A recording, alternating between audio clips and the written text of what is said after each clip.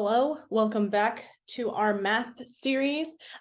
This week we're going to be looking at natural logs, or LN, if you're more familiar with that. So I'm just going to get right into it. We're going to do a problem about capacitors next for our second video.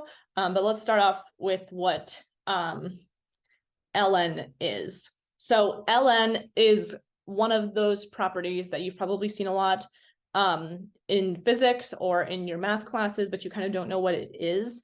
So Euler's number is E, and the easiest way that I think about this is that the ln undoes the E, and vice versa, E undoes an ln. So they have a few different properties, but the first thing that you should know is that the ln of 1 is just equal to 0. And the ln of Euler's number E is equal to 1. So that's some bullet points right there. The next thing is, let's say we have the ln of E to the x. That is just equal to x. And the E to the ln of x is also equal to x. So that's kind of like our undoing factor that we have. They undo each other. So whatever is undoing is just the product of that. So ln e to the x is just x, and e to the ln of x is just x as well. So a few other properties that we should know about so those are kind of like our main ones. The first one is the product property.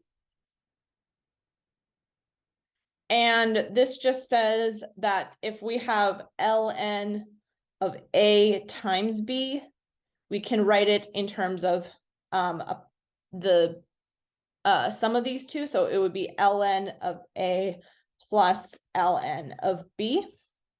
So that's 1. We can also do the quotient property. So the quotient property states that if we have an ln of A over B, we can write it as the subtraction of these two. So that would be ln of A minus ln of B. We could also do the power property. So if we have, let's say we have ln of m to the p, where m is just some number and p is just some number, we can write it as p ln of m. So we brought that power down to the front, and now the ln is just working on the m. So this is also very helpful in some situations. And our last one is the one-to-one property. So this goes for both logarithms and Euler's number. So one-to-one states that if we have either e to the x equals e to the y, or ln of x is equal to ln of y, then x has to be equal to y for that to work. So that's a little bit of a rundown of logarithms and our properties, but I wanted to talk about the derivatives and integrals of ln of x, and more specifically, how we use those. So something that I've seen you guys get confused with a few times is the derivative of ln of x and where that goes into. So the derivative of ln of x is 1 over x.